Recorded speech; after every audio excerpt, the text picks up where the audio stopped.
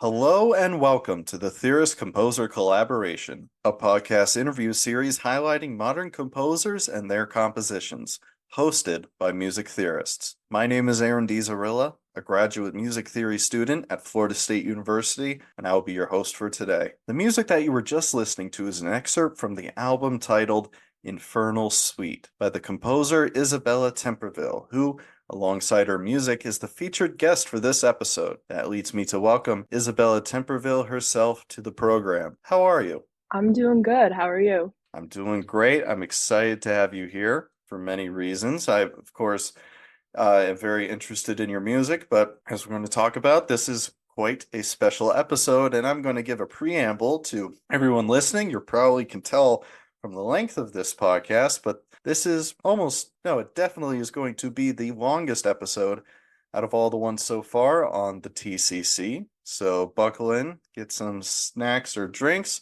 It's going to be a very good time. Before we get into the meat and potatoes of the music, Isabella, introduce yourself to the audience.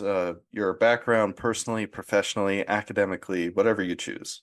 Perfect. So I'm Isabella. I am a second year graduate student studying music composition at Louisiana State University. Gosh, I actually started writing music in high school, but I've been interested in music ever since like elementary school. And that's mostly because I've grown up playing a lot of video games. So it was around like the fifth grade period where I started delving into music, not necessarily for listening, but for picking it apart and figuring out like what makes music sound good. But yeah, that's just a short little summary on that, I guess.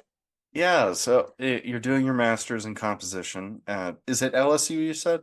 Yeah, LSU.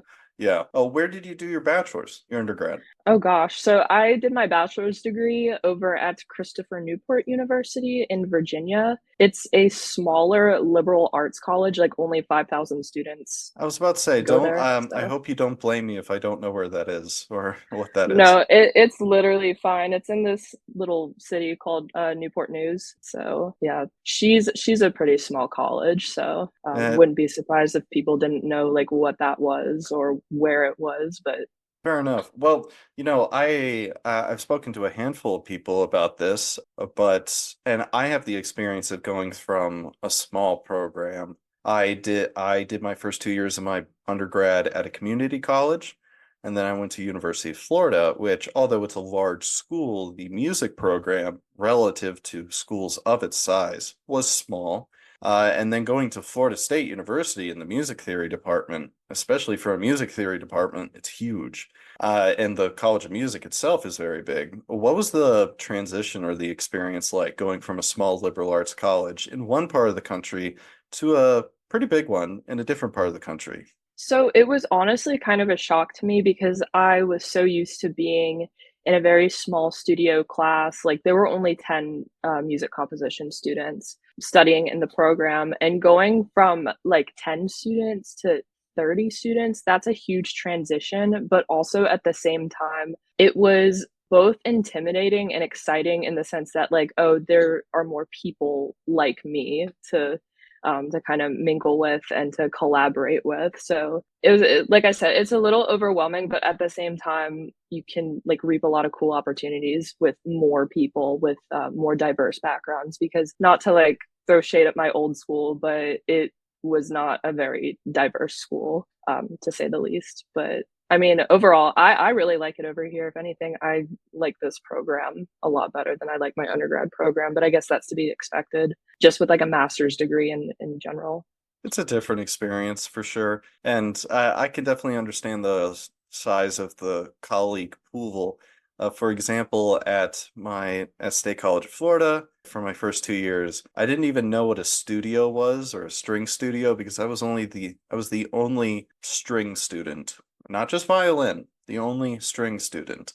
So that was a little lonely in that fact. So then when I went to University of Florida and there was a studio for each different instrument, that was a wild experience. And at University of Florida, I was one of two in the entire all 4 years music theory undergrads.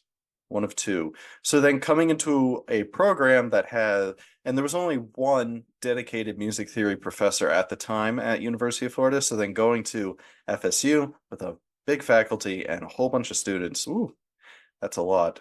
But so, I guess this delves a bit into your background as well, or it typically does, is how would you describe your music or yourself as a composer? Okay, so I have to really think about this question because I've never really been asked to describe my own music. Really? No, I'm kind of surprised by that. yeah, it's so easy to describe other people's works, but then when it comes to me, I have such a hard time like just putting it into words, probably because I'm with myself all the time and I'm just so used to it that it just like it just is. I'm surprised But even in your master's degree interviews, really?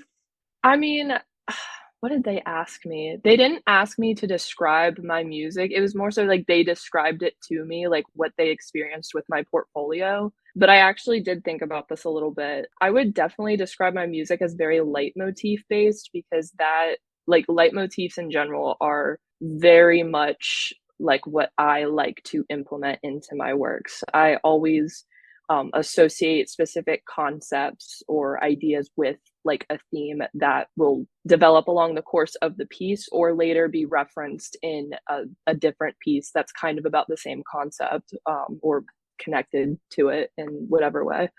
And that definitely comes a lot from listening to video game music growing up, just thinking of themes and those leitmotifs and things like that. So I would very much describe it as very leitmotif based. I don't know how else to really put it. I don't know. That's a really tough question for me, to be completely honest. Just and I think part of the reason that's such a tough question for me is because when I was studying music during my undergraduate degree, I had to write, you know, so many different styles of music that I just couldn't like pinpoint what was authentically like me, like what does my music sound like? Is this music that my professor is telling me to write and I'm just doing this, or is it like actually coming from me authentically? I think that's also where That's a really good point. And music theorists also run into that because unless if you're in a real specialty program or you somehow, through the grace of God, find time in your schedule to do full music theory research, it's also hard to figure out what your own profile of interest, other than just interests, like saying, I somewhat specialize in this and I can show this to prove that. That's a very difficult thing. I'm I don't even know if that can really be solved. That's just an issue that undergrad or people leaving undergrad have to deal with sometimes. That's not right. fun. And that's what Yeah. grad school is though, is being able to further mold that. No, and I think it's been a very good experience because I'm actually learning what kind of music I like to write. And I've noticed that a lot of the things that I actually get joy out of writing, they're very like electroacoustic based, like I said, very leitmotif based. Yeah, I think right now I'm still trying to figure out what my identity as a composer is. So that back to the question, that's not really something I'm able to concretely answer because I personally don't know or what kind of composer I am just yet because I'm currently figuring that out in my program, if that makes sense. Completely understandable and a very honest answer. It's good to be honest, not just to have an honest answer, but also be honest with yourself that you're in grad school. That's the point of going to grad school, right? Is, at least especially for a composer, is to develop those things. So I'm interested in the video game aspect. What are some soundtracks? Oh gosh. Okay. So the first video game soundtrack that I've ever taken inspiration from is Kingdom Hearts. Gosh, I love Kingdom Hearts so much. I'm so sorry. I also take a lot of inspiration from the Dark Souls series. Really like really like that soundtrack a whole lot. Assassin's Creed, Skyrim, just I don't know, I'm just throwing things out there that have like even if it's like minutely like the things that have influenced me when I go to write music. I would definitely say those franchises. Oh, and Final Fantasy most definitely. I have to say, out of all I recently looked at my playtime on the Switch. I started out playing video games on the Wii in the mid Mhm. 2000s, graduated to an Xbox 360, then got an Xbox One, and then something happened with the Xbox, and my parents gifted me for birthday money for a new console. I decided to go for a Switch instead, and I'm happy I did so.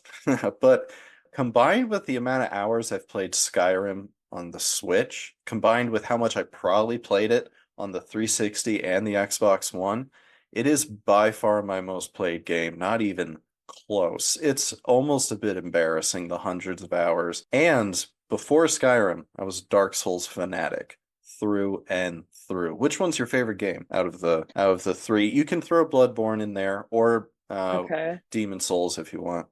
I want to say Dark Souls 3 just because that such a like a crap answer. To me, that one had the best music. It felt the most immersive to me. Maybe not so much like maybe the graphics were part of it, but I also really liked the boss design in that game. I feel like that game has like top tier boss design, which I really appreciate when games like actually care about their art style. So that's Yeah. also like super important to me. But I would definitely say Dark Souls 3 out of the ones that I've played so far. That might change when I play Elden Ring, but we'll see. Oh, I just said I only have a Switch and a computer barely powerful enough to run this podcast. So, yeah, I'm not going to be playing Elden Ring anytime soon.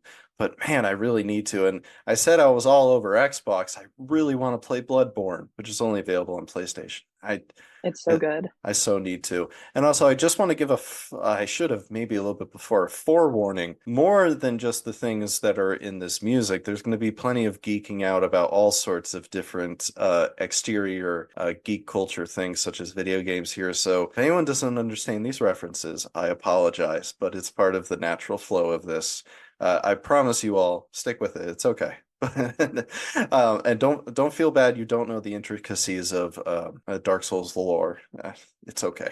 But well, okay. And you said Dark Souls 3 is a crap answer.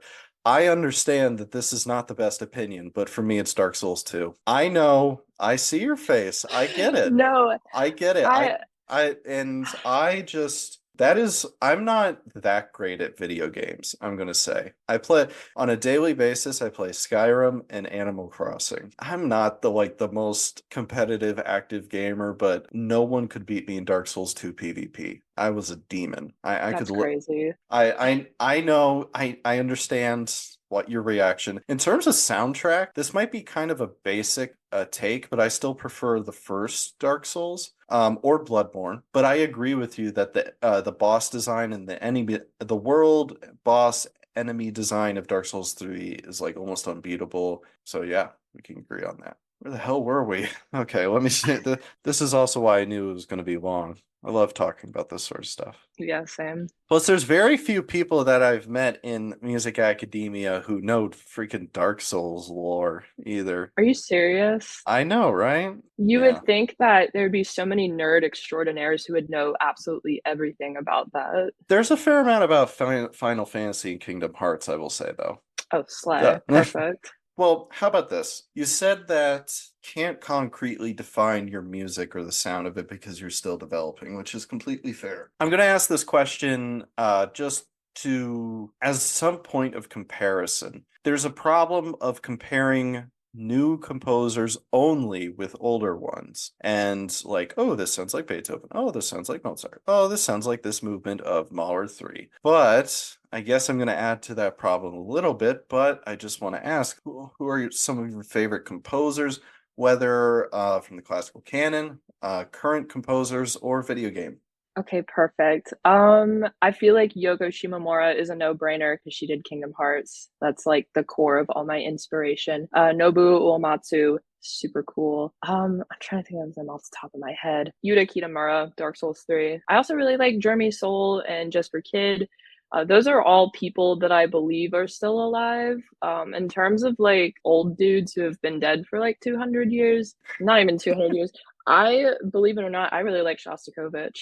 I wouldn't say believe it or not. That's a very agreeable. Really? That's I think Okay. I oh, well, I don't know what you've experienced, but at least I think for people our age, he's pretty popular, I I didn't think. know that. That's crazy. Or at least Um, I guess some of the music theorists around me really love some Shostakovich, at least. yeah, he's pretty good. He's pretty good. Who else?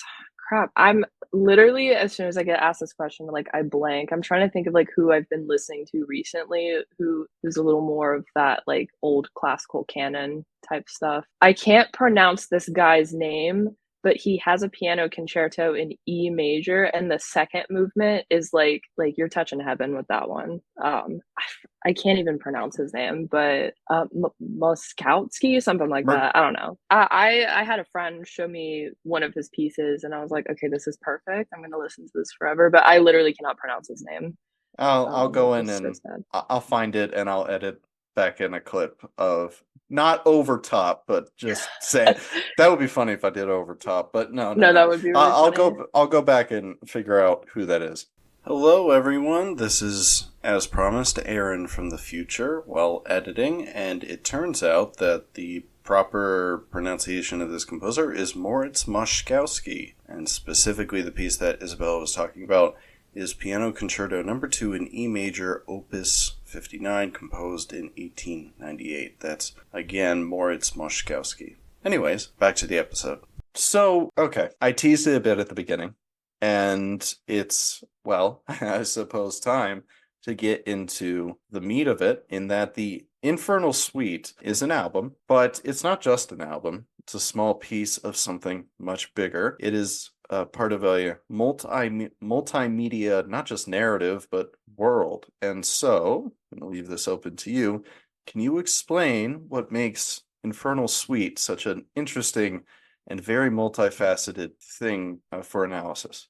Sure. So the best way that I can describe just Infernal Suite by itself, it's a collection of works, but I consider it a soundtrack for a narrative that I've been working on. For all intents and purposes, whenever I say that a work of mine is canon to this narrative, it means that the work exists within this world that I've created. And if this world were to ever be developed into like a TV show, a movie, a video game, what have you, these pieces would be the soundtrack to that world. So that's kind of how I would describe just what Infernal Suite is, or at least like this particular collection of works. They're canon to this little universe that's like made up in my head.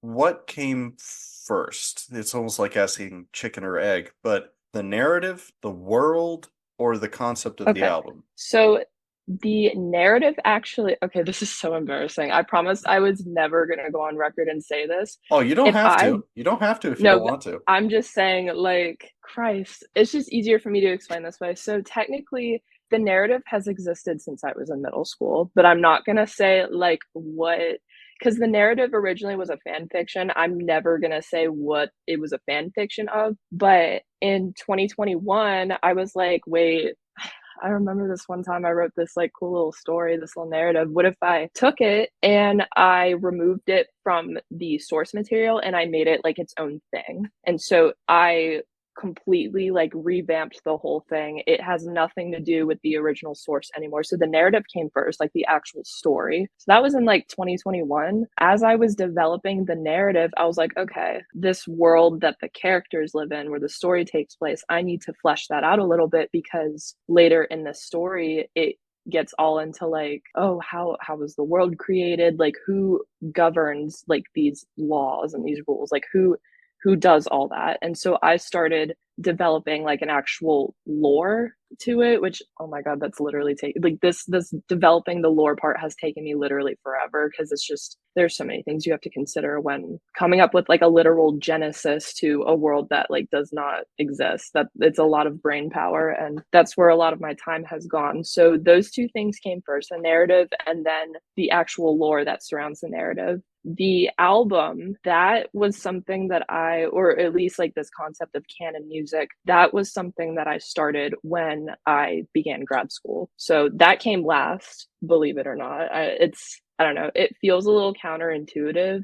Find it interesting that the narrative was before the lore. Yeah. I believe it makes sense that the album was last if it's a soundtrack to the existing ideas, but the narrative first before the lore is fascinating.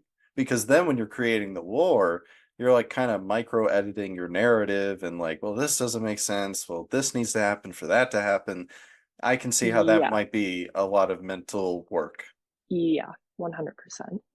So we talked a bit about your musical inspirations. So obviously we have the element of narrative and world building that goes beyond just the aural landscape. And so I would assume part of it is the narrative in video games. And some of the ones that you listed before, Final Fantasy, Kingdom Hearts, Dark Souls. But what are some of your narrative inspirations and things that you look to, whether that be authors, storytelling, themes, and so on? Right. So this is a little bit embarrassing. I don't read as much as I should. If we were to poll the majority of people that probably listen, I think everyone would agree with that. I don't think you should be No, embarrassed fair about that. Fair enough. But one that I can think of off the top of my head in terms of in terms of like novel narratives, definitely, I don't know if you've heard of it. The Poppy War trilogy was a, I don't want to say inspiration, yes, but it kind of gave me ideas on how to build lore. That's a very good book series by R.F. Kuang. It's I'm 10 not out of 10 in familiar. my opinion. It's so good. But it's also like really sad. Anyways, so that's one. I think the world building in that book series is very good.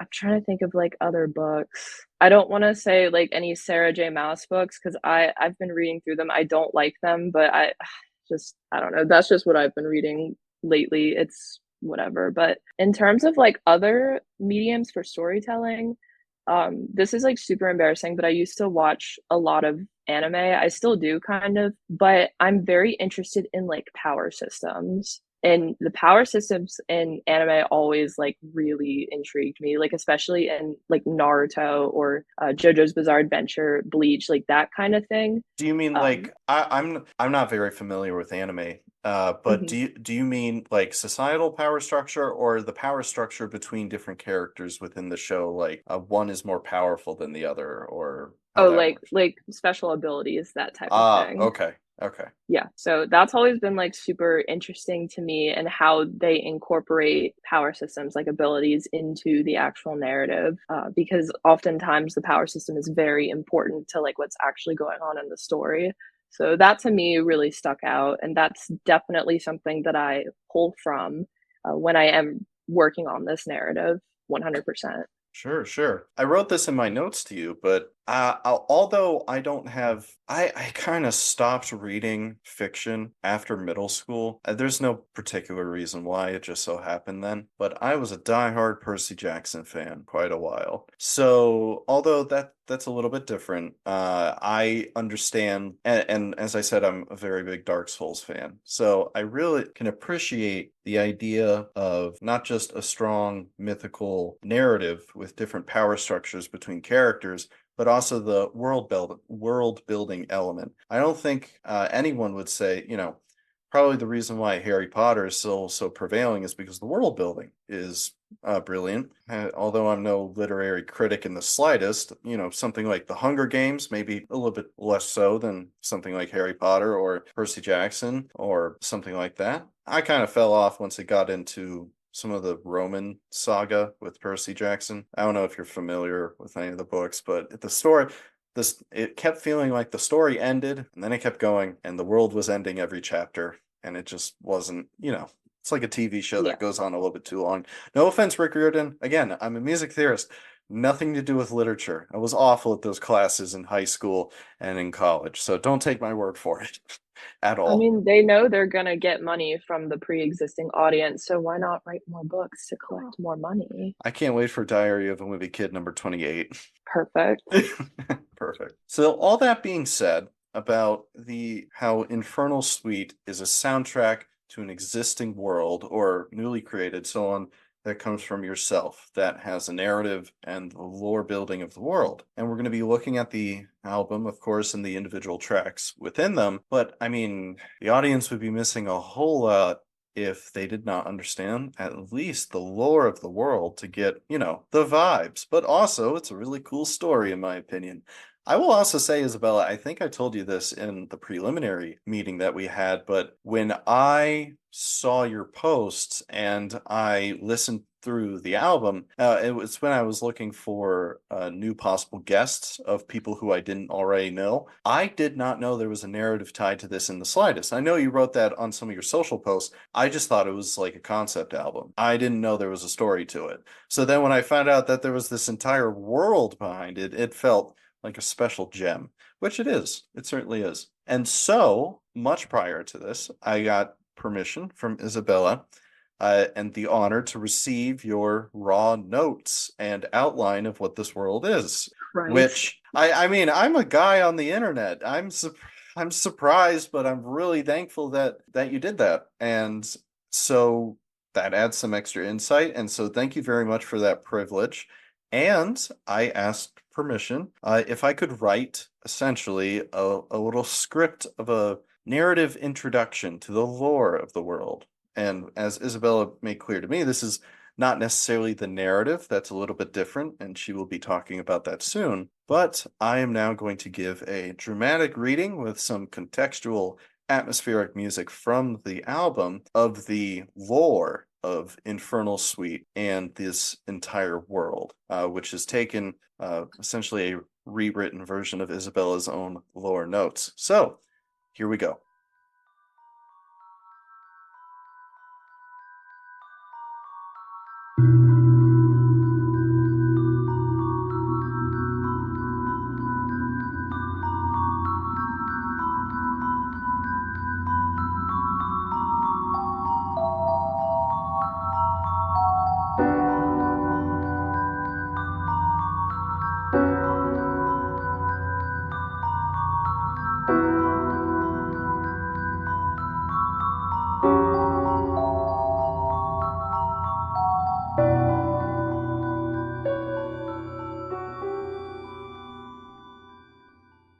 In the beginning of this world, there was the God Soul, an entity born from nothing and originating from a vacant, inanimate universe. Although coming from nothing, the God Soul bears the creation and manifestation of all life, with every living entity sharing a fragment from it. When such entities wither, die, or otherwise end, their fragment returns to the eternal God Soul for a new life and purpose. Within this cycle of death and rebirth, humans stand as the most advanced direct manifestations of the God Soul. Not all human souls are equal in their size and potential, however, as exceptional human souls have the ability to resist the immediate return to the God Soul and instead reincarnate into the form of angels. These beings are both immortal and hold the ability to freely travel across multiple planes of existence and being.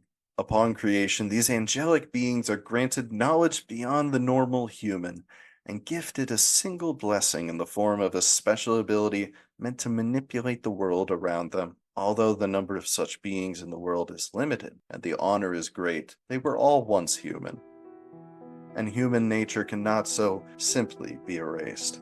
Cosmic knowledge, one of the blessings of being reincarnated as an angel, is boundless in its potential, except for one rule: that cosmic knowledge shall never challenge its ultimate source, the God Soul. It is only a matter of time for human nature to challenge this rule.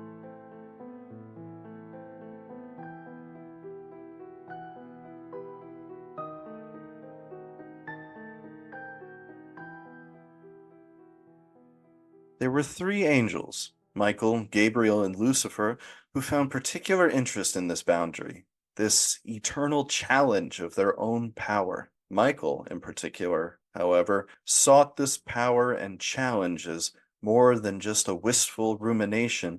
He corralled Gabriel and Lucifer to action, with the three deeming themselves the archangels. Lucifer surmised that an effective way to control the power of the God Soul without directly tampering with it is to control the manifestations of it, pure fragments of its being, which so happen to be the highest creations of the God Soul, humans. If humans dedicate their praise, purpose, and worship to an entity, to something other than the God Soul, that other entity gains its influence and power. Eager to enact this idea, Michael, the instigator of the archangels, went to the human named Abraham, creating what is known as the first contract between an angel and human, transferring the God Soul fragment of Abraham to the control of the archangel Michael. Abraham met Michael with the impression that he was a god, and In an act of playful cruelty, Michael compelled Abraham to sacrifice his son Isaac. This pleased Michael and the other archangels, who went on to form contracts with Isaac and Ishmael on their own. The archangels agreed to consume these three human souls together to symbolize their commitment to their cause in what is called the rite of consumption, siphoning the fragments of the god soul for their own, tasting even just a small fragment of power beyond their means. But Lucifer saw something different after the consumption.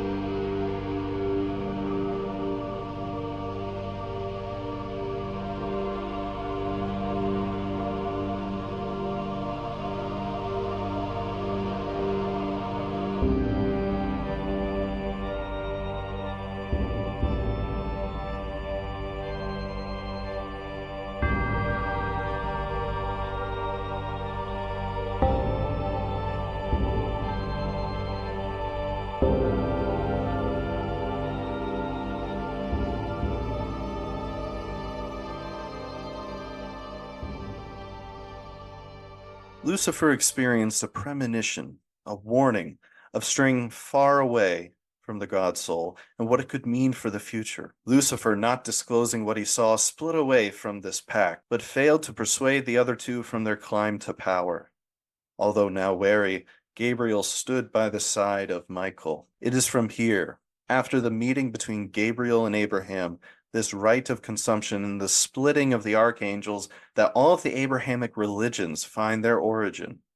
Michael and Gabriel continued their pursuits in consuming fragments of the god soul, gaining its power, while Lucifer rallied other angels to challenge the duo in their absolute quest for power. Lucifer and these allied angels were laid to waste with little effort by the two power-hungry archangels. In a test of his power, and in spite of this perceived rebellion, Michael laid across the land the recusant's curse to all of the angels allied with Lucifer that day, creating what we now call demons. The newly ascendant angels who appeared after the defeat of Lucifer saw Michael as God himself, without much of a way to know any better. Michael cast a haze over these new angels' cosmic knowledge, tainting it to his own will and purposes.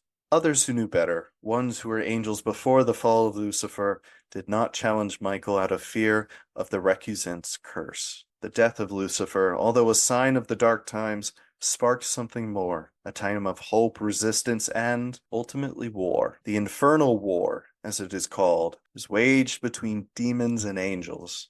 A toil which encompasses all parts of life and being itself: angels, demons, humans, factions, religions, death, despair, and, of course, war. There is, however, a hope, as although the horrifying excesses of human nature persevere even through the best of graces, the best can also peer through the worst. But as a story for another time.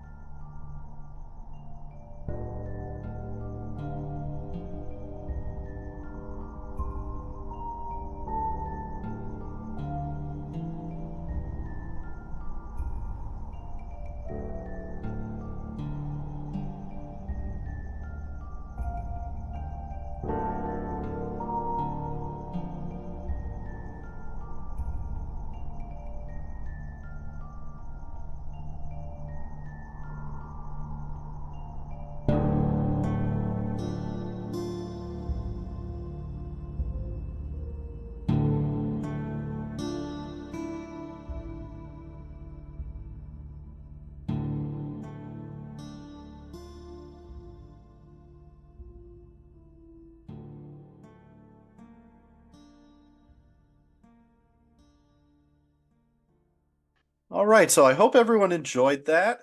That is, of course, again, the lore backstory of Infernal Suite and this entire world created by Isabella Temperville. And although I'm the one who compiled that together, Isabella is the one who read over it, made sure it was correct, and of course, the one who actually created the intellectual property. So thank you again, Isabella, for allowing me to not only directly see it on my own privately, but being able to verbally share it and share it with the world. But I've been talking a lot now, but can you just talk about it a bit?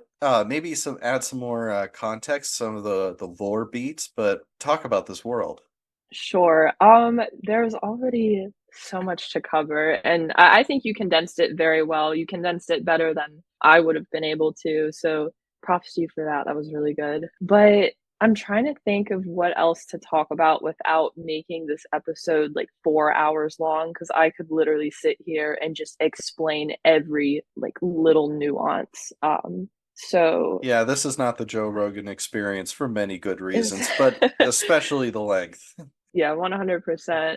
But I will say the lore itself, just you could probably tell just based off that dramatic reading, it has been one of the most daunting things to come up with. Just making stuff up, it's so difficult, but not just making stuff up, making things connect.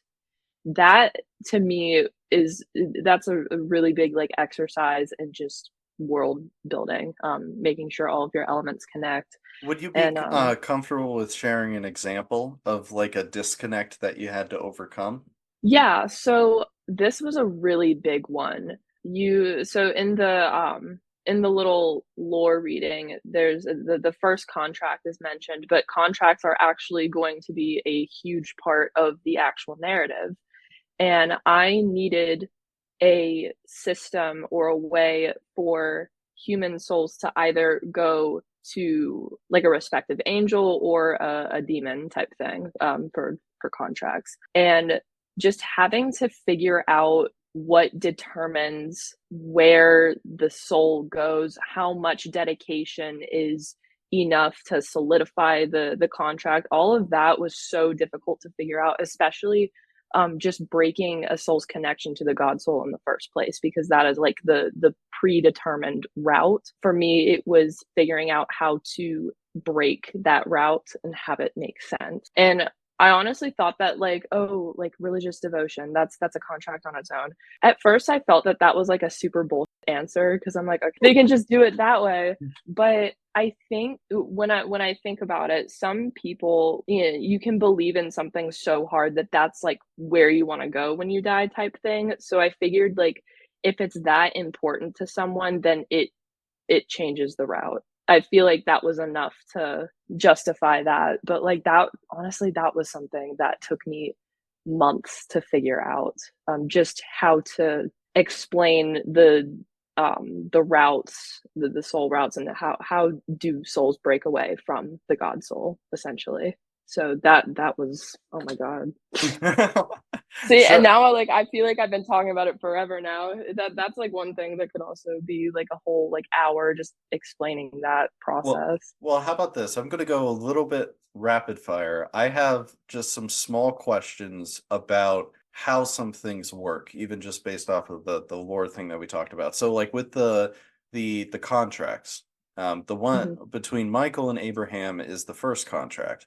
So, can the contracts be agreed to disingenuously, or does the human that is binded to the contract have to legitimately praise and support and be with the angel? Or is it like, can they, oh my gosh, this is a weird thing to say, but can it be like Shrek and Shrek 4 with Rumpelstiltskin, where he's like kind of apprehensive and signs it away and it happens? Or do you have to be fully on board with the contract? You have to be fully on board because it is like a matter of free will. If you want it so bad, then you have it type thing. Like you have to actively give yourself over to this contract. It's not something that you can be like, oh, like yeah, let me just make a contract. Like you have to fully be in it to win it type thing. Okay, that makes sense. That makes sense. And how about so this new breed or era of angels that are becoming reincarnated into angels from the God Soul post Lucifer's defeat? Are they indoctrinated into the ideas of obtaining God Soul fragments for themselves, or does Gabriel not allow that? And is it just So him who's allowed? yeah, so not to like be annoying, but it's Michael who Oh, dang it. Yes, isn't. yes. It's okay. It's literally fine. You Gabriel and are the Michael lore are in master. cahoots. So Um, Gabriel is the main sadistic antagonist, right? so Michael is the main sadistic antagonist, Oh, and Gabriel is just kind of he's tagging along. along. Yeah, yeah. Okay, so does Michael not allow the Newbury, like, is that part of their rule system, or is that something that Michael and Gabriel are keeping to themselves? That is something Michael and Gabriel are actually keeping to themselves. So, when the haze was casted over the cosmic knowledge, all incoming angels, they ascended believing, okay, Michael is literally God, and our job is to make sure that these human souls get to heaven. And you find out that heaven isn't really a thing, it's a concept for people to believe in, to want to make these religious contracts. So the angels believe that these souls are also going to heaven. They don't know that it's just Michael consuming them off screen. So Yes. they're just as like in the dark, but they believe that Michael's God, so they'll do like whatever he says. And of course, I would assume punish and clearly from the inception of the Infernal War, punish any naysayers who speak against their god, Michael. Yes. Mhm. And okay, so Lucifer has perished. Is that permanent or is that a question mark? Is he gone? It is. Oh, So well, and also, I thought that the angels were immortal. So what does his defeat mean? right. So the way I explain it is that angels, yes, technically they're all immortal, meaning that they live forever. However, they can be killed. Okay. So you are immortal until you are killed. People die when they are killed. I don't know if you've seen that meme, but so in the same vein, angels die when they are killed. And gosh, I'm like trying to like get back on topic here. I started What was the original question? I'm so sorry. Oh no, I was asking, so is Lucifer gone? Yeah, well, he was killed. You answered it. He's dead. However, Okay. if you remember, soul fragments or God soul fragments, which are souls, are supposed to go back to the God soul. I know Lucifer is technically a demon. However, before the Infernal War, they didn't know that angels and demons could actually be killed. And when Lucifer was killed, they're like, oh, he his soul like probably got recycled into the God soul. That means in a couple hundred years or 1,000 years, he's gonna come back, and we don't know like how and what form. So he's just chilling up there. Say like how he comes back, but he's not completely gone. And so is he a martyr for the demons? Oh yeah, 100%. I think that it was his demise that really instigated more violence between angels and demons, especially in this war. His death was kind of like it was such a huge like instigator for that violence. And then there's this whole other part about like morning star demons, which I don't even want to get into because it'll take me forever to explain. But they just I don't know, gosh, it's so much. Like It's I'm okay. struggling to talk about it because it's there's just a lot of moving parts, I think. Yeah, yeah, of But course. Okay, yeah, here's another question about Lucifer. Why did he yeah. not share his premonition? Was it out of gut instinct, fear, confusion, not trusting the other two? Why did he not share that premonition? So that's actually something that I haven't written in yet. I know that I want it to be kept a secret. I just don't have a reason to why he kept it a secret yet, if that makes sense. Fair enough. It'll come to you, sure. Hmm. Because my next big question is going to be about what the narrative actually is, because this is all background, essentially. It is all background. Yep. But before we move on, I want to just think if I have any more on the spot questions of these. You're right, there's a lot of very many moving parts. Oh, okay, I have a question about this. So I'm thinking about the size of the armies you said, there's factions and sub-factions within each broader categories, as you said, Morningstar demons. But we're not going to get into that so much. But I'm thinking about for there still to be demons up against an army of angels who stuck with Michael and Gabriel, and then continuous reincarnation or ascension into angelhood. They're all automatically on the side of Michael, because they don't know any better, due to Michael's tampering. So is it a rare thing or is it a common blight among angels to be cursed with the recusant's curse, to become a demon? Because you're not created as a demon, it's something that's put upon you. Okay, so that's really interesting that you bring that up because demons have a fun little exception. The Oh, recusant's curse, it messes a lot of things up because it's so Michael, when he created this curse, it also like messed with a couple of like actual cosmic things because demons were never supposed to exist in the first place, and he brought something into existence. So of course it's going to mess things up. Demons are created when obviously like when an angel is charged with the highest crime possible, which is defiance against Michael, aka God in this case. They are inflicted with the recusant's curse. However, if a demon goes and they like fall in love with a human, the child that they have is immediately a demon. There's no like halfsies or oh, anything. So it's kind of yeah, that's also how they are brought into this world. okay, okay. I suppose we could keep toiling over the same information and find even more questions and so on. But before we move on, about the lore, and so it's incredibly clear, I would hope, to anyone that, and you call it out specifically, that this is heavily put in the context of the traditional Abrahamic religions of Christianity, Judaism, and to a lesser degree, but still Islam, because that's Hmm. part of the Judeo Christian, well, that term is not totally accurate. Well, Abrahamic religions is a much better term for that. Yes. So it is within the context of that because you are using familiar names. Some of the most important angels in the Bible, although angels are not brought up super often, those names are there. And of course, Lucifer, the famous fallen angel who becomes Satan, who betrayed God in the Bible or in the Torah. It would take a lot more literary analysis to truly understand the different nuances at play here. But there seems to be like a flipping on its head of the narratives from the Abrahamic religions. One of the most clear, and just on the face of it, is the demons are the quote unquote good guys for the most part here. Now, the angels who are post Lucifer's fall, it's not their fault. At least not right now. They don't know any better for the most part. But it's a story of blind faith based off of fear and deception, followed by a holy war, essentially. I'm not going to be brave enough to say that there's a specific critique of organized Abrahamic religions, but it's a really intriguing context to tell a story. So can you talk about that a bit and maybe your own personal experiences or how you approached it?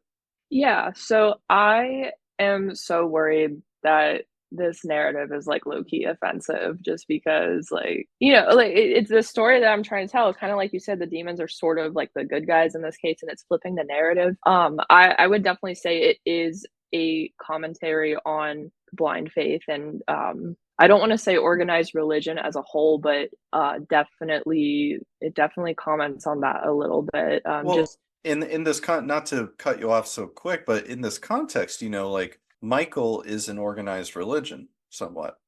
yeah, I don't know. I don't want to get in trouble I for know that like that's okay. That's okay. And I'm not trying to put you in a position of that. I just find I grew up with a Christian background and I'm still, well, not as much because I moved away, but I'm still mildly involved with Trinity United Methodist in okay, Bradenton. yeah, I would call myself a Christian, but I've had plenty of contemplative and questioning things for myself. right. But I just find we talked about another time, you and I, about Supernatural, and you roll your eyes a little bit because you said you'd never seen I've Supernatural. never seen a Uh, single episode of Supernatural, and I will say it again, my partner is always like, Bella, this they did this in Supernatural. I'm like, girl, I've never seen it, so how would I know? Not quite. I mean, God is a villain, but like God is a person. It's not an omniscient soul being life force like it is in yours. And Hmm. it's just more the adaptation of biblical figures and recontextualizing it. I totally understand the fear of not wanting to be offensive because that's not what you're trying to do. I mean, there's Right. critiques here and there, and you're like flipping the narrative a little bit, but I know I can tell it's not from a place of malice whatsoever. But No. if that is all offensive, well, that supernatural is blasphemous then. Yeah. So I should probably mention, like, this might make a little more sense. I didn't grow up religious at all. So, Oh, really? yeah. Yeah, just my family, they were just like, "Girl, you can do what you want, like, we don't care," which was very nice. Wasn't I'm glad I wasn't raised religious because it has allowed me to have this interest in, all religions, to be completely honest. I've always been, like, very interested in, things like that, and I think that's, like, part of the reason why I like researching about it so much, Well, you have a big because I element didn't. of reincarnation as well.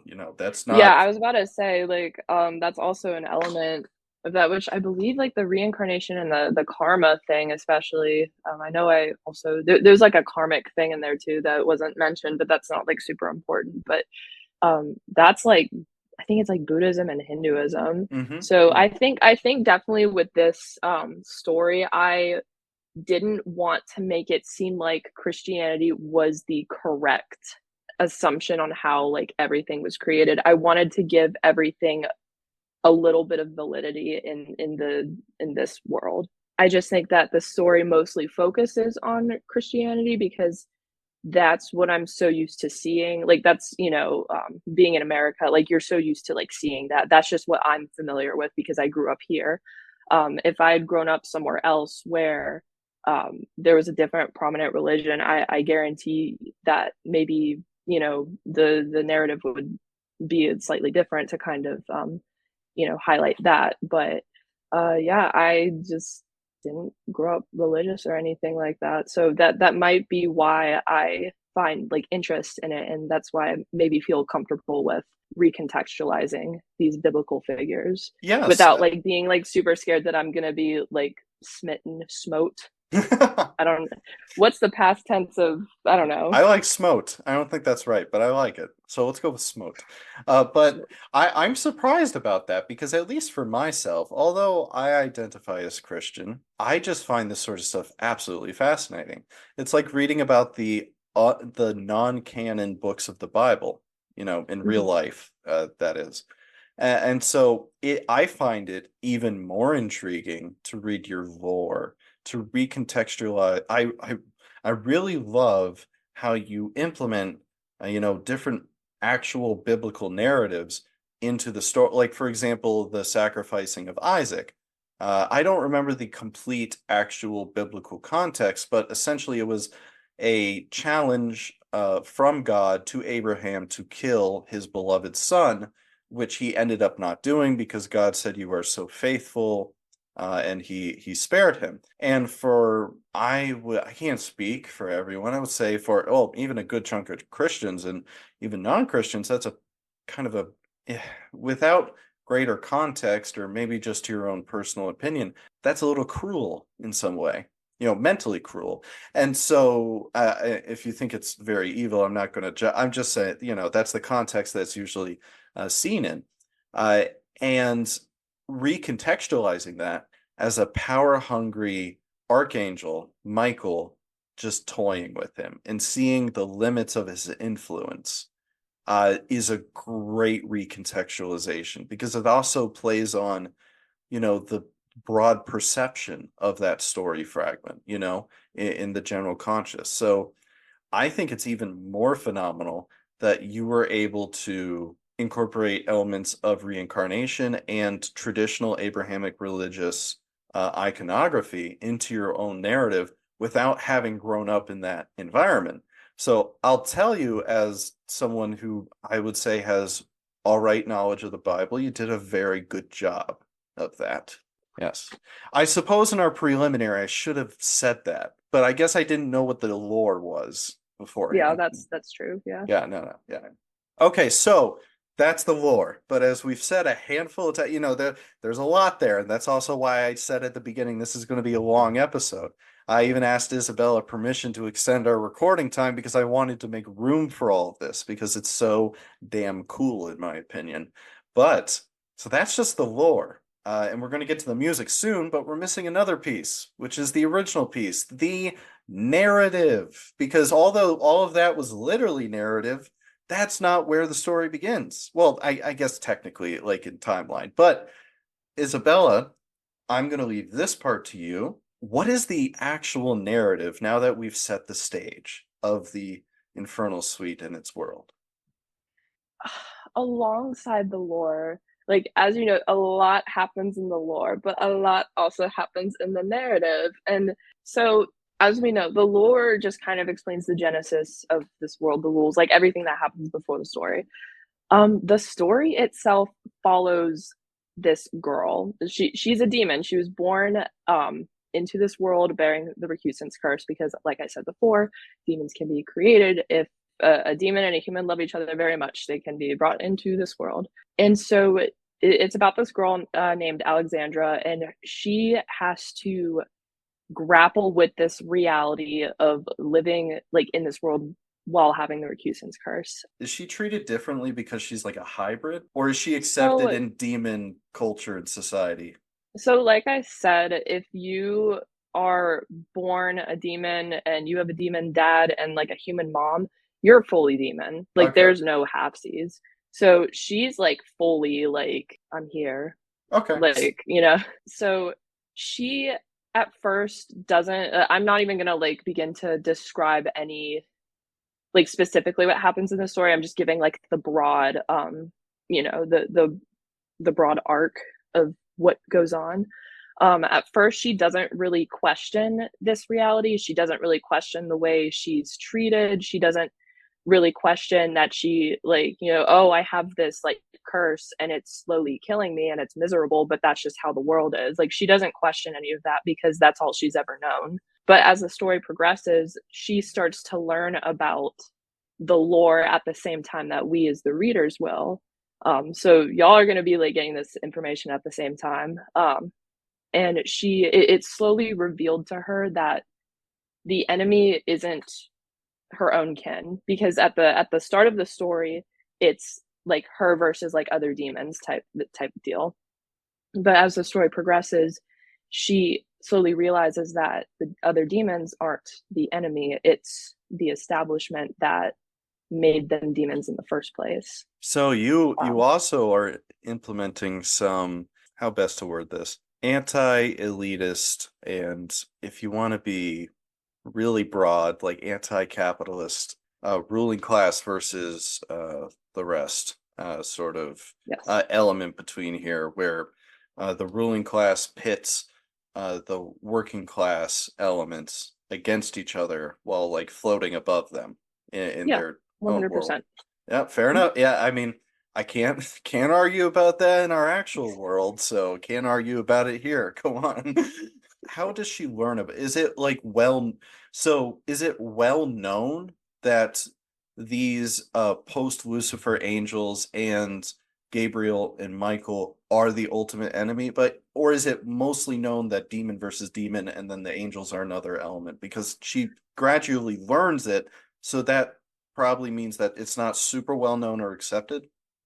No, and it's because the actual lore component, everything that happens there is like hundreds and hundreds of years ago. Um Oh, oh, I the should ask that. story, that's Okay. okay. The actual story it takes place in like a modern world setting with having this like super fantastical lore as its background. And how do I yeah, I'm like blanking on it because it's just so much, but it's just generally accepted that, oh, demons bad and angels good, and oh, angels they enforce the demons, they keep them in line and they make sure they're not like doing anything bad and like they can kill them if they want to. So that's also like a commentary on some like societal things 100%. But yeah, so the actual background lore isn't really well known in this like modern setting. And like I said, this character Alexandra, she's going to be learning about all of this at the same time that we are. Mm. So it'll be like, I don't know, you'll be fed like crumbs of this lore throughout the narrative. So is it, I mean, I know you said you haven't literally written it, but is it like from a first person perspective?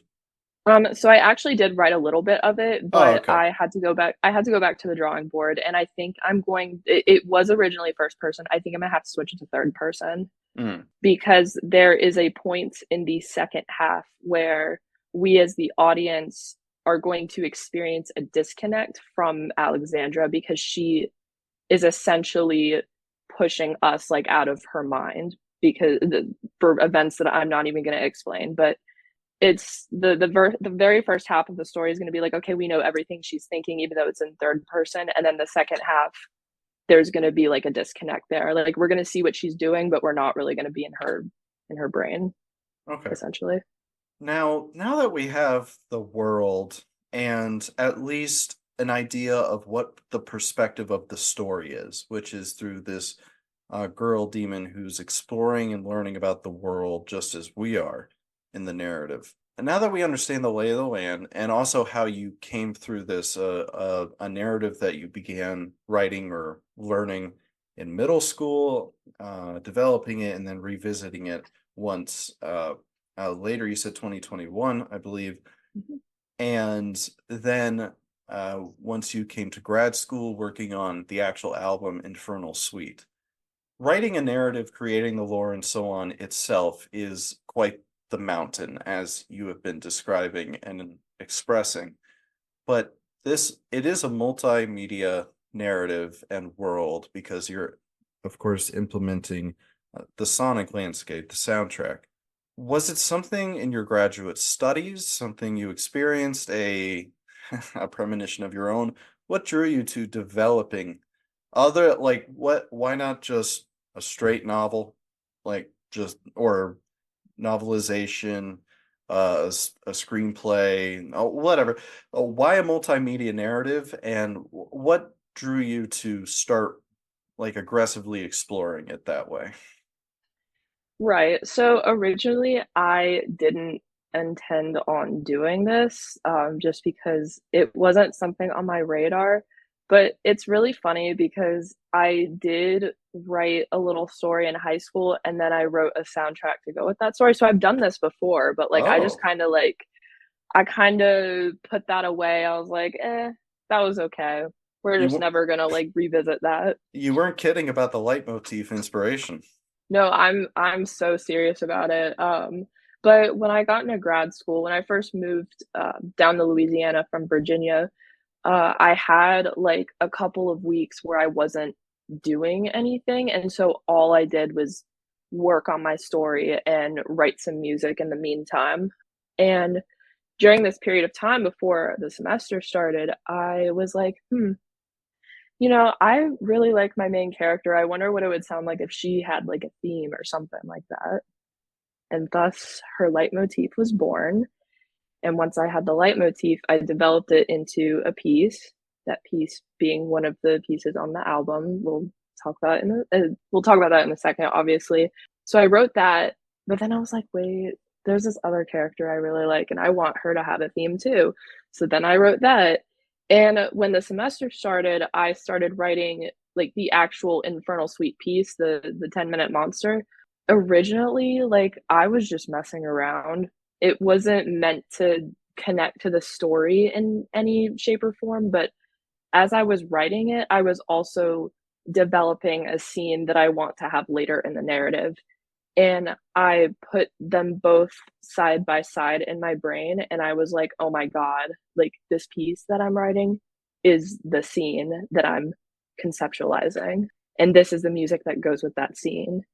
So that's kind of like how I began doing that. And then I wrote two more of the pieces on the album. Like after I finished the Infernal Suite, like monster piece, those came after. But I was like, yeah, so all of these pieces exist in this little story world. Let me just like throw them together into a fun little album and upload it, see what happens.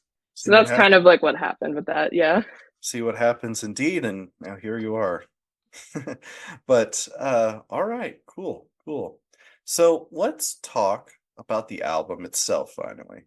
And so I guess you're going to take us through on a little narrative journey of what each of these tracks are about. Let's go in order. The first track on the album is Her Games, and sonically, it is like a prelude.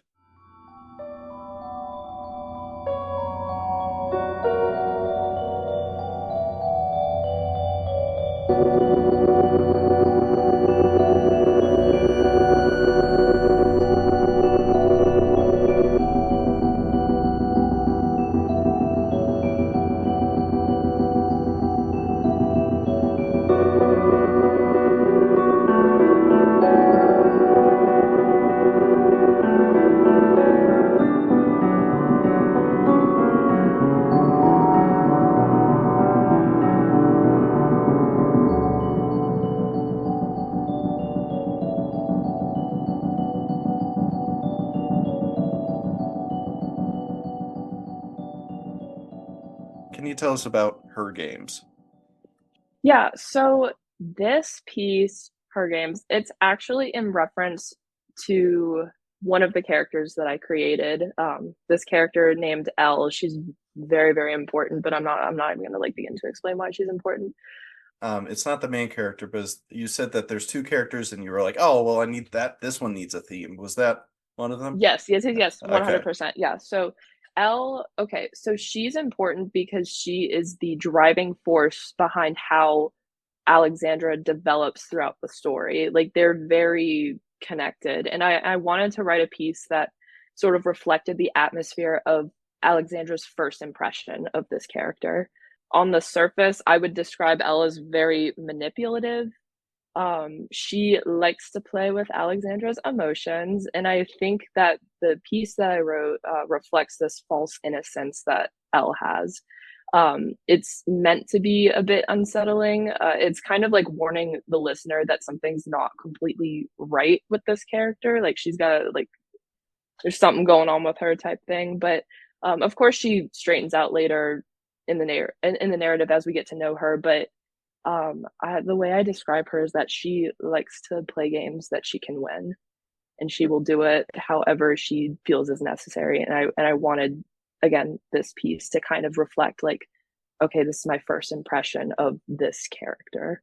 Yeah, I can't name the specific percussion instrument that you use. It's like a glockenspiel, xylophone type sound, and it sounds playful and almost childish, but the amount of reverb and the chords that you choose and the melodic dissonances add the sinisterness to it. And of course, the texture develops through it. All right, well, so that's the first track on the album. And so next is Encounter.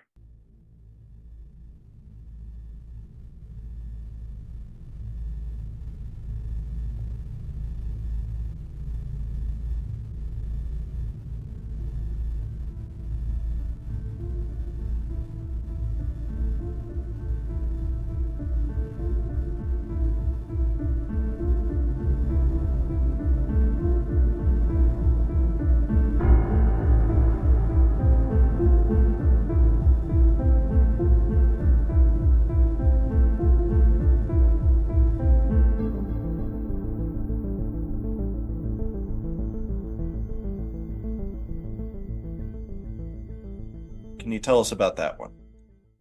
Yeah, sure. So this piece is supposed to portray a tense confrontation between Alexandra and another demon.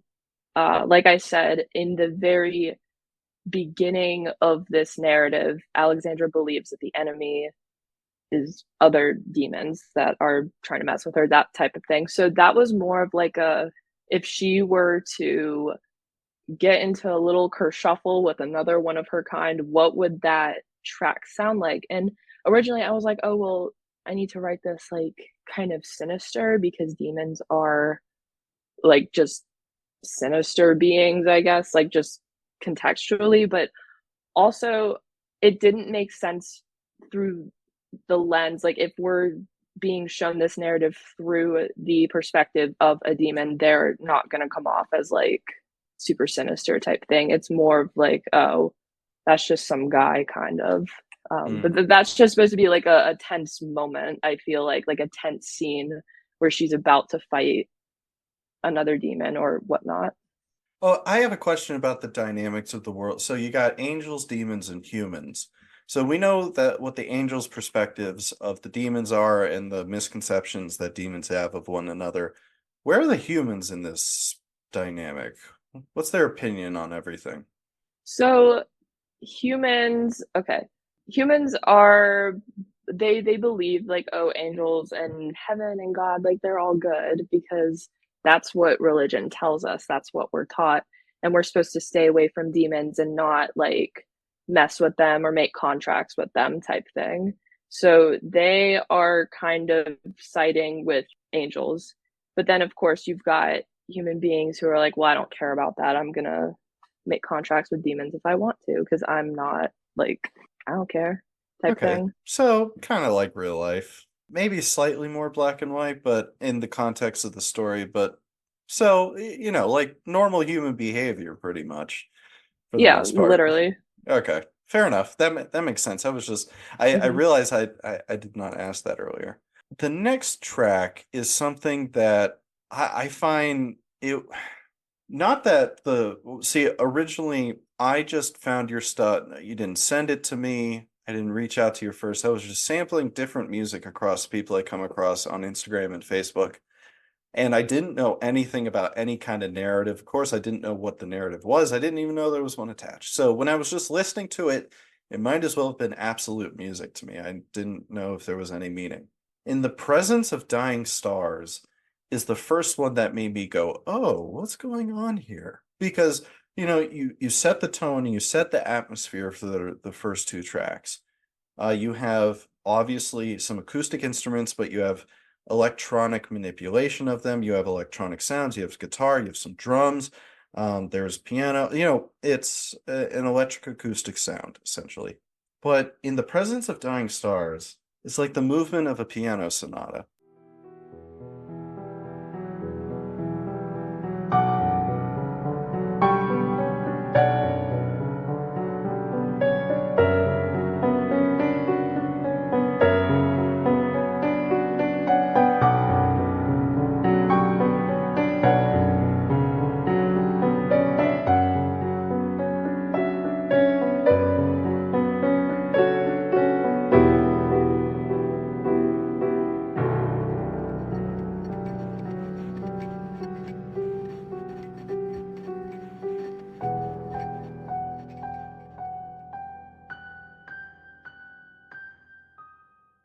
Well, so one, what is the story going on here? But it's also why such the contrast? I thought for one, it's a beautiful movement or a beautiful, sorry, a beautiful track. But yeah. So in the presence of dying stars. Okay, perfect. So this piece is actually a character theme. This is Elle's theme. And I didn't say anything about this before because I like being sneaky, but her the main theme that you hear in the presence of dying stars is actually foreshadowed in her games. I put that motive in there on purpose. So it's foreshadowing. So they are connected because this is a character theme. I wanted this piece to kind of give us a sense of what's beneath the surface of this character, Al. There's a vulnerability to the sound compared to the Absolutely. others. Yeah. Absolutely.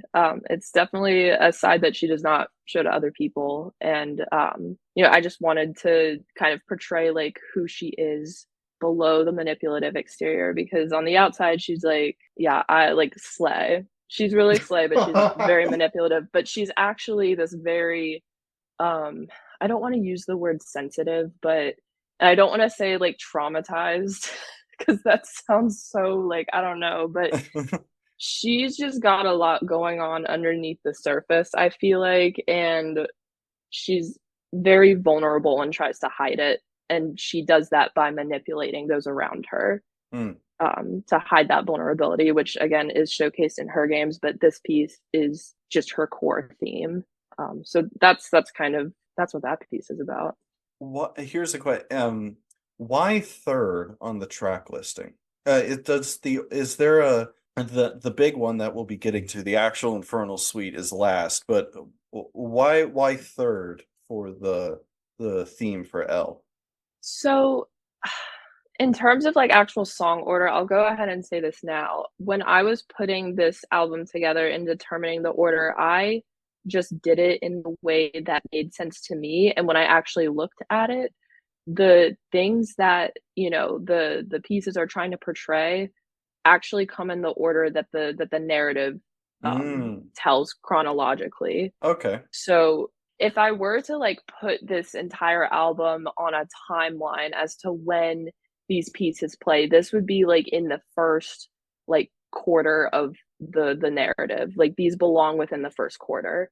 And the progression of the pieces, they happen chronologically with the events that happen in the narrative.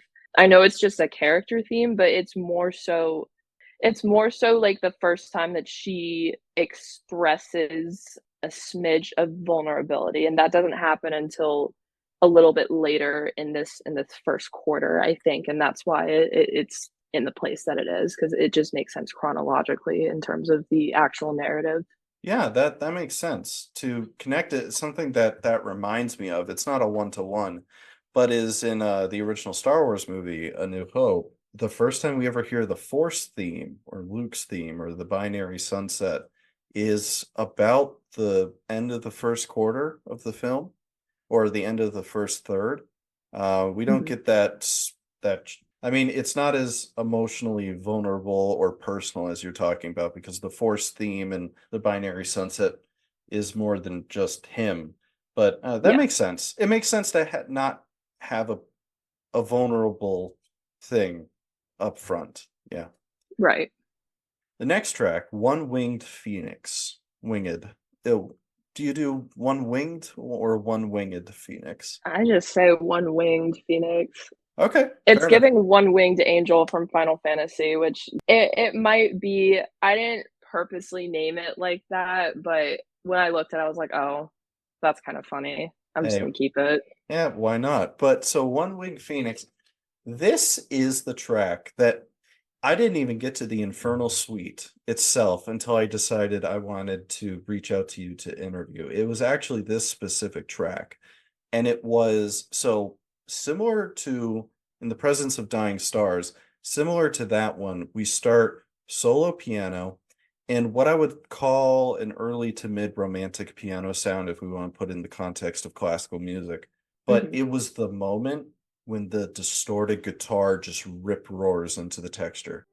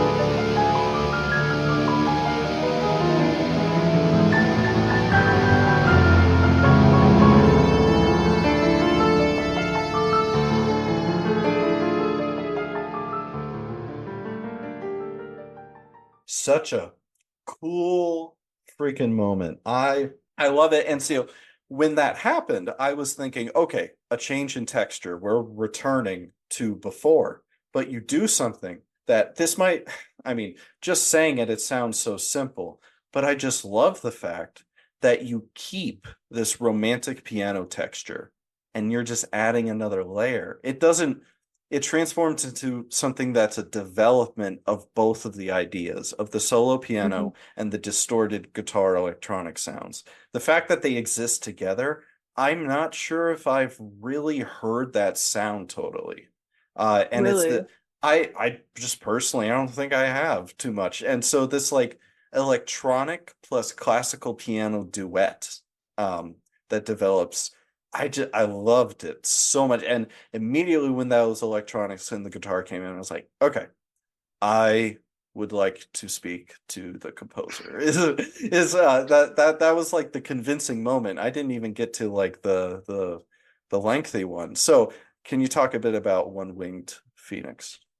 Yeah, of course. That is actually another character theme. Oh boy, That oh is man, you really weren't kidding about the leitmotifs. no, I was not. That's Alexandra's theme. Okay. The main like the main character, whatever. It's all about her, I guess. But so what do I even say about that? That was the piece that was one of the pieces I wrote One Winged Phoenix and In the Presence of Dying Stars relatively around the same time when I first moved down here. Those are the two character themes I worked on. This one, so because it's a character theme, I also wanted to shed some insight as to like, okay, who is this person? What are they like? Like, what is she about? Type thing. Alexandra is how would I even begin to describe her? She's not a good person, but I would say that Not to be she's judgmental, but she is a demon. no, literally, she's it's not because she's a demon. She thinks she's better than everyone else. But Okay. there is, I think that despite that, she's very resilient. And I actually didn't mention this before. So the distorted guitar, we heard that in Encounter, and I mentioned like it's connected to Alexandra because like that would be like a scene if she's about to fight somebody type thing. The distorted guitar to me, that timbre represents her pyrokinetic ability. And I'm not gonna like even go into I'm not even gonna go into the ability system, but in What the does that context, mean though? What does pyrokinetic mean? oh, she got like little fire powers. Okay, okay. Yeah. So I'm not gonna explain like the ability system, but in the context of like if I were to explain it, it would make sense. And I know the firepower is so cliche, but if you understood how demons get their power manifestations, it would make sense for her character. We'll And take to you at your me, word for it. We'll take you at your word. right, perfect. And to me, the electric guitar represents that fire because her fire or whatever is very important to who she is as a character. A demon power manifestation is basically just like what they desire most. That's how it manifests. And I'm not going to go into like why it is the way it is for her, but it's inextricably tied with her character. So I felt that was very important. And I actually was really nervous about adding the electric guitar and especially over with this like, oh, this like sweet little romantic piano moment. And then all of a sudden you get like slapped in the face with this like completely different timbre and mood almost. I So it can't was imagine. definitely It would be so cool performed live. It would be oh such a 100%, but it was definitely a risk. I didn't know if it was gonna work because it sounded good to me. I was like, okay, this kind of slays, but I was worried that it was gonna be too much of not like a shock, but just like, oh, this doesn't fit. well, not that I'm a music guru, but you at least convinced me at that exact moment. So I guess that's Perfect. something. Yeah. Okay, cool. We're leitmotifs on top of leitmotifs. So um Hmm. uh so now we get into the namesake of the album, the Infernal Suite itself. Now in the album, well, okay, so well, let's break this down. First, in the context of the story, what is the Infernal Suite first?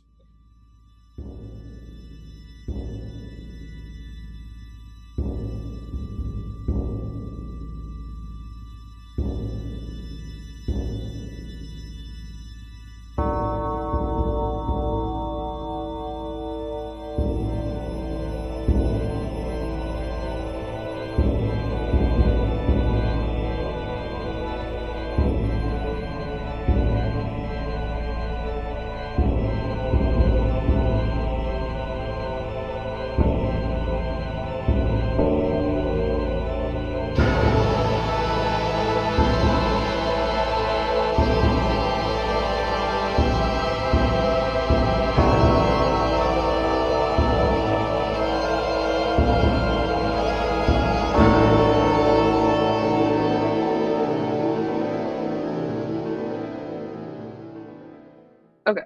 So Infernal Suite is essentially a sonic retelling of a very specific scene that I was drafting at the time of its conception. It plays out the way that I imagine it. So towards the beginning of the album, we have Alexandra versus like other demon, whatever. Infernal Suite is Alexandra versus another angel, which at this point in the story, angels are very scary. Like you do not want to mess with them because they will kill you. And she gets into an altercation with one, and I just that yeah, that's basically the scene. In the most basic of terms, it's just her fighting an angel, or at least like you've got like the beginning like cutscene, if you will, the fight, and then the aftermath. So it's in like a 3 act structure almost, this piece.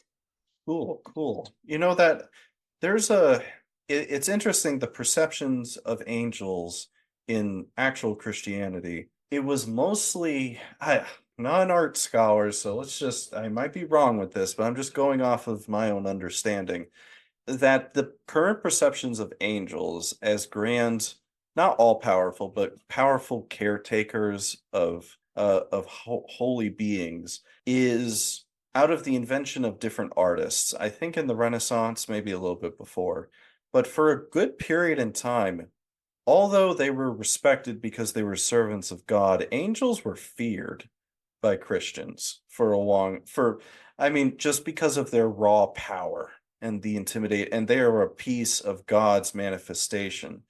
And Mhm. I'm it sounds like I'm talking about in the context of some lore, but this is Christianity like in Yeah. real life. Early depictions of angels are kind of terrifying in some art. So I like that adaptation of that perception. And I have to say, there's many things that I brought up Dark Souls a fair amount just because I love the series so much, and it's fun to find someone who does as well by chance. But the Dark Souls, let's be real, the boss music inspiration here, I mean, like the low Gregorian chant male voice with the soaring soprano alto harmonization and the thumping drums, it's all there. And it makes sense that it's a fight scene with an ebb and flow to it. And so that's really cool. And okay, so here's the question for people who go and check out the album, which you should. And I mean, hell, if you made it this far, you really should into but so why did you decide to break it up? You have at the very end of the track listing the ultimate version, which is the full track of Infernal Suite. But what led you to break it up? Are those the different beats in the story of the scene? Yeah, I would definitely say that those are the different beats in the scene. And also, part of the reason I did that, I didn't mention this before, but I was very inspired by this is so embarrassing. I was very inspired by a particular piece from the Naruto Shippuden soundtrack called Hurricane Suite, and it's in 3 parts, but it all melds together, kind of like how like Infernal Suite does it. It all connects, and I noticed that specific parts of this 10-minute long Hurricane Suite soundtrack would play during like different scenes. And I was like, wait, that's kind of cool. So like they're, using the different fragments of this giant piece that fits together to match different scenes. And so when I wrote Infernal Suite, I noticed I was like, okay, there are specific parts that could match with other different scenes that have nothing to do with like this particular fight, but when you put it all together, it's like this one big scene. So it's well, for one thing, it was more so for like easy listening because 10 minutes is a long time, but also they can be imagined as almost separate scenes, and then when you listen to the full thing, it's this one big scene. I don't know if that makes any sense, but that's honestly like why I split it up, just to kind of, I don't know, it felt like you said, like the different story beats. It just felt like I should do that, especially granted how long the piece is.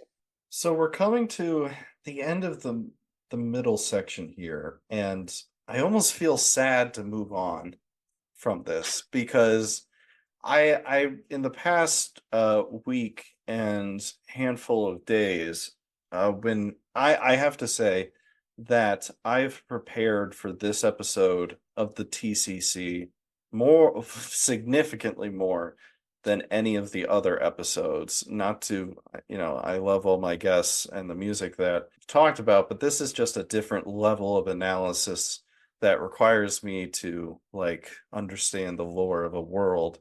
And it was like the experience of, oh, this is so nerdy, but when I first started listening to the lore videos of Dark Souls on YouTube and I started understanding what Yes. was happening, it's just it brought back that kind of like experience, and it was so much fun. And I almost feel sad for myself to say goodbye to this narrative, but we do need to move on with the topics in this podcast. But I know I'm asking you to comment on an ongoing story that has been a part of your life, but is there anything else you want to say specifically about Infernal Suite, the album, or the world you've created? Well, first, I want to say I'm sorry. I know it's a lot. That's like one thing, most definitely. However, I am super excited to continue to develop like just this concept because it's opened a lot of avenues for other composition for me. Like I can write about like other points in the story. It's really like allowed me to find more things to be creative with, which is a lot of fun. But other than that, I don't really have anything. It's a lot, and my tiny little brain is always smoking and sputtering with all this information. I love it. I love learning about it. I feel like it's that feeling when you finish a book or finish a story and it's like, oh, I don't want to leave, but the story's over. So for right now. But I suppose back to reality, whether unfortunately or not. So the final segment of this podcast, Isabella, I'm going to give you a very open-ended, slow pitch of a question, which is, what does music and let's go composition mean to you? Actually, I have a little it's a little anecdote moment. I promise it'll be quick, but I got posed this same question. We were in like a composition studio class, whatever. And one of the professors goes, "Okay, just raise your hand. Why do you compose? Like what's the point?" And everyone's raising their hand. They're like, "Oh, cuz it like makes me feel good. It's how I portray my emotions." Things like that. And so I'm like, wait, like those are all valid. But anyway, so I raise my hand and she picks on me and she's like, okay, why do you compose? And I simply said, because I have to. And people like laughed at me. Listen, stay with me. I said because I I have did to. not expect that. I'm not gonna lie. No, literally, like people started laughing at me. I was like, what is going on? Now I realize that I may have sounded like a little bit of an asshole because it came off as like, oh, I have to because like I get a grade on it because it's required of me right now. But that's like 100% not how I meant it. So when I say I have to, the best that I can describe it is the little parasite in my brain tells me that I don't have any other choice but to compose because this is what I was put on this earth to do. It's what I have to do. That's like honestly the only way I can explain it. It's yeah, I know it's such like a simple answer, but I just can't imagine myself doing anything else than composing.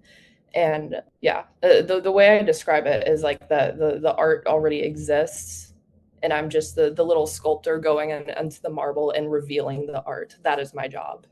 I would say on the contrary, that's not a simple answer. That gets at a lot of very deep questions. Maybe literally, that's quite the shocking statement. But regardless, I like that. I get it's not the same for me necessarily, but I suppose when people ask me why music theory, I've wrestled with that a fair amount since coming to graduate school. My perspectives have Mhm. very radically changed in certain ways. But, when I get the question of why music theory, why music theorist, I usually say it's not for the music theory. I do this podcast, my schooling and so on, because to me, it's my way of connecting with people. Mhm. Music to me, music is nothing without the people who make it, play it, analyze it, listen to it, and love it. And to me, it's my way of connecting to it. So I guess to connect with what you're saying, my position in life right now that I'm fortunate to have as a music theorist is honestly a lot of times has very little to do with the music theory. Speaking of that, the boogeyman, Yes. the scary element, the voice leading in the room, the parallel fifth in the corner. Let's flip the coin around. Music Okay. theory. What does that really mean to you in your mind? What's your impressions of it, the institution, its place in what you do and life? God. Okay. Or does it Uh, really even mean that much? It could not mean that much to you, and that's perfectly okay. fine. I'm going to preface this by saying I got a COVID-19 education on theory. So Ooh, I have a love-hate relationship with it. I actually don't use it that much when I'm composing. I go based on vibes and vibes alone. But I think that it's how do I even explain this? I firmly believe that theory, like music theory, cannot exist without composition. However, composition cannot be understood without theory.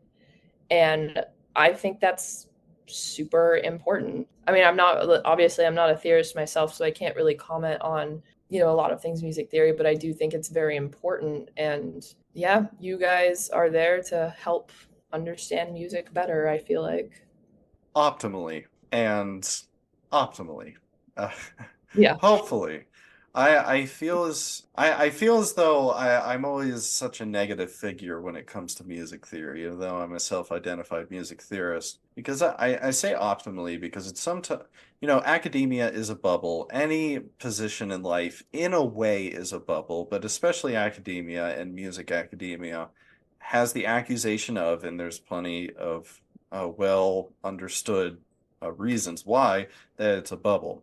And I feel as though music theory is not very productive when it is theory that is meant to be understood only by theorists. Right. There's rocket scientists that there's certain sciences that are only understood by the top scientists. That's fine and good. But when you remove the element of community, the person, and broader understanding to only a small bubble of people, then I think you're kind of missing some of the magic of art, which is why we're not scientists and why fundamentally we're artists or at least art analysts. And so I say optimally a little cynically, but there's good things, there's bad things, just like in everything. But optimally, Mhm. yes, to help understand art deeper.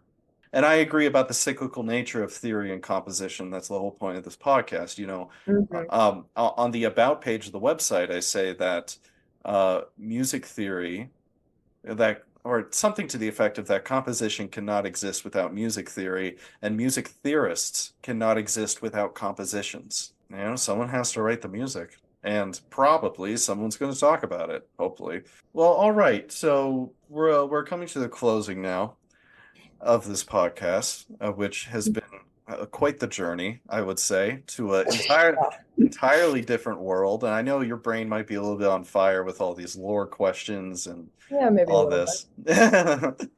And I thank you for bearing with me and the audience to explore it. But I so appreciate y'all bearing with me because I know it's a lot. I'm so sorry. it's a lot, but man, it is so much fun. It brings like the child like wonderment out in myself. I love engaging with this sort of stuff and don't really have the opportunity to do so much. Mhm. But so I've been seeing on your social media that you have a new EP coming out and you even released a new single for it, which is going to be included in the link. It's going to be included in the links in the episode as well, not only Mhm. to Infernal Suite, the album, but also this new single. Can you tell me a bit about this EP? What to expect, when to expect it, and let's put the cherry on top, the contribution to the canon. Of course. Okay. So this next EP, it's called The Recusant's Dream. And just based off the title alone, one could assume that this EP might have more to do with the actual lore than the narrative. I wanted to go back and do more lore things because that's where my brain has been lately. But yeah, I went ahead and released a single. The single is called The Recusant's Curse, which, based off the title, it's probably going to be about the Recusant's Curse. But I'm such a liar. I said that it was going to be released like this month, like mid-June. I'm a liar. I have a full-time job right now, so that obviously didn't end up happening. I'm finishing up the last two pieces right now, so I'm hoping, crossing fingers, that I can push it out like the first couple weeks of July, like first 2 weeks of July. Yeah, I feel really bad because I keep posting like, oh my gosh, guys, like be on the lookout for this EP that I'm, busting my ass for, and then everyone's like, okay, where is it? I keep checking every I didn't want to call you out for that, but every time I see, like, every once in a while I see on social media when you post something, I'm like, ooh, it's coming out. I check Spotify a couple hours later, it's not there. It's still coming, yeah. No, I did go ahead and make the album art, so now it has to, like, I'm forcing myself to actually put it out. It's so close to being done. I think the reason it took so long, A, full-time job, but B, there is one piece on there that took me forever to complete, and I finally completed it. So I'm just pumping out these last two tracks, and then I'll get it up there. So Looking forward to it. Looking forward to it. And also about the album art, the headshot that you have for you had it on your profiles for a while, but it's going to be the episode icon for your profile and for the episode. Great headshot. The red tint, it's so great. It adds to the atmosphere. you And okay. and Can I say something really embarrassing about that headshot real quick? go for I it. promise. I promise. That red lighting is from my NeoPixel lightsaber that I set up a couple feet in front of me.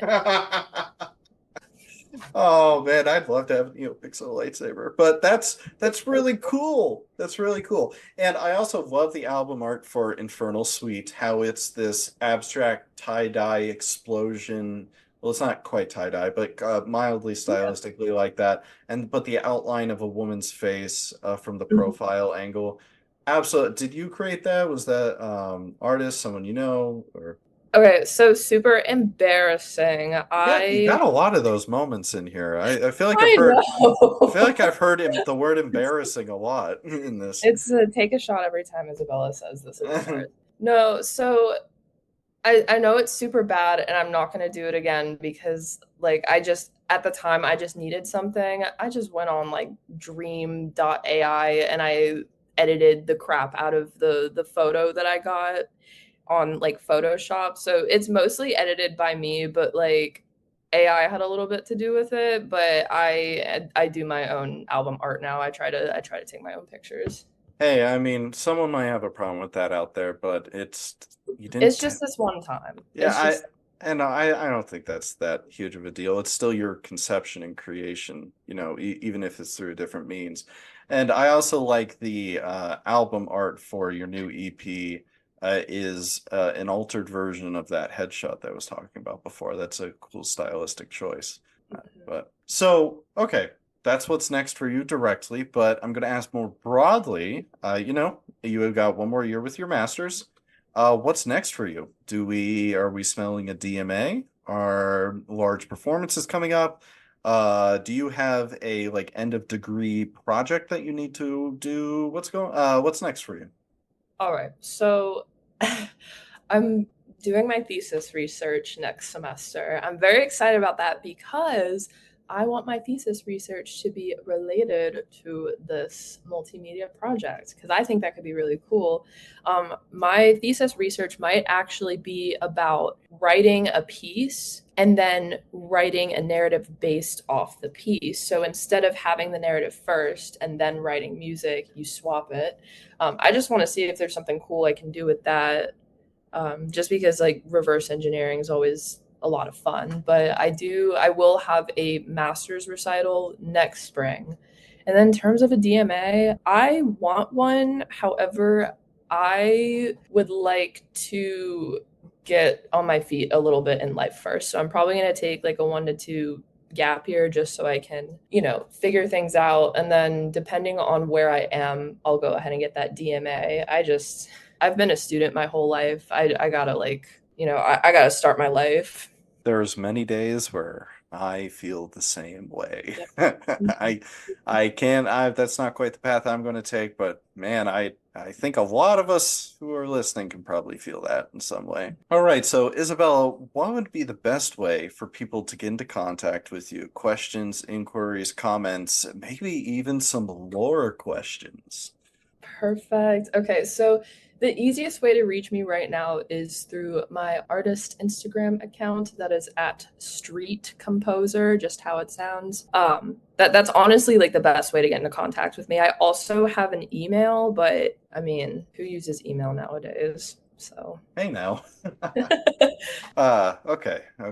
And so to give you the last note of this monster of an episode, what can Isabella, if you could say to the audience something about life, music, what it means, composition, maybe even some music theory in there.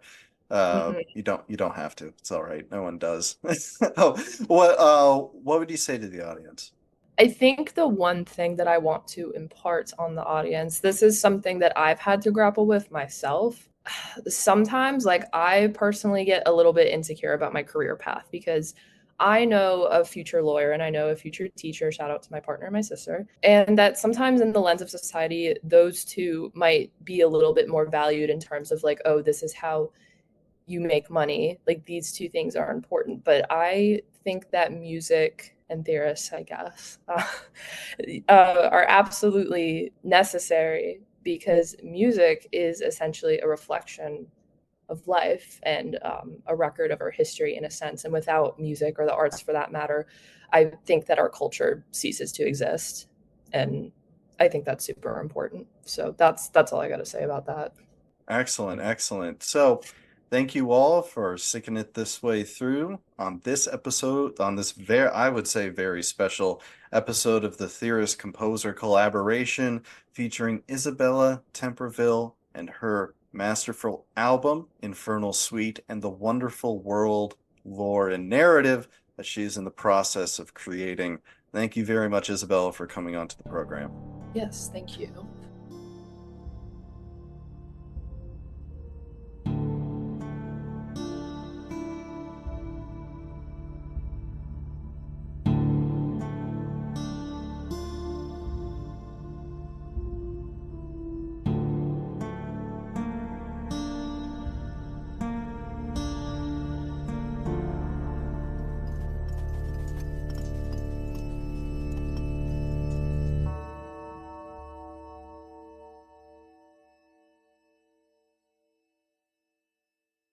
Hello, this is Aaron again. I want to thank you for listening to this episode of the Theorist Composer Collaboration.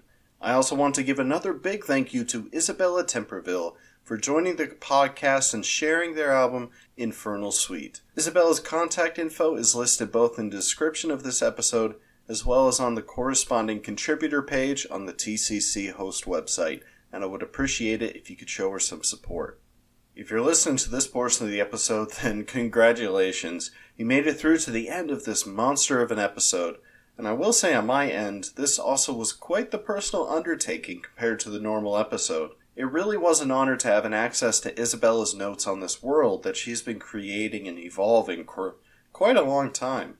Because of this extra and amazing layer to the album, Infernal Suite, I have worked more in preparation and post on this episode more than any other, and I'm so happy to have done so. I love all of my guests and the episode in the different episodes in the catalog, but I have to say this one is my personal favorite so far. Like I said in the episode, I felt like a kid again, discovering a fantasy world for the first time, the lore intricacies, a soundtrack, and the vivid imagination of Isabella in the creation of it. It felt like when I was involved with the early Percy Jackson novels, the Dark Souls series, and the first time exploring the world of Skyrim. That is a certain kind of fantasy, world-building magic that is rare and should always be cherished. That is not all to forget, of course, that the Infernal Suite is an amazing album without, and especially with, the lore contexts. I want to again give a very, very special thank you to the composer Isabella Temperville for coming onto the podcast, sharing with us her original storytelling and world, and the phenomenal album Infernal Suite. For further updates and notifications on the Theorist Composer Collaboration, make sure to subscribe to our email listing on the homepage of our host website, and follow our Instagram and Facebook pages. Relevant links in the description. You can listen to future episodes through our host website, Spotify, Apple Podcasts, Amazon Music, iHeartRadio, and YouTube. So make sure you subscribe to the platform of your choosing. Again, all relevant links are in the description. TCC episodes are posted weekly on Mondays, and don't miss our weekly blog posts, which go live a few days after a new episode is added. I am excited to preview that our next featured composer is Russell Avellanosa and his piece Lavender in a London Fog. Russell is a great friend of mine, and I am excited to share the conversation that we had about a whole host of things, including his phenomenal piece for full orchestra, Lavender in a London Fog. There will be more information on this in the upcoming blog post and, of course, in the next full episode. Make sure to follow our social media accounts and relevant streaming platforms because you won't want to miss it. But until then, this is Aaron, and thank you for joining the TCC.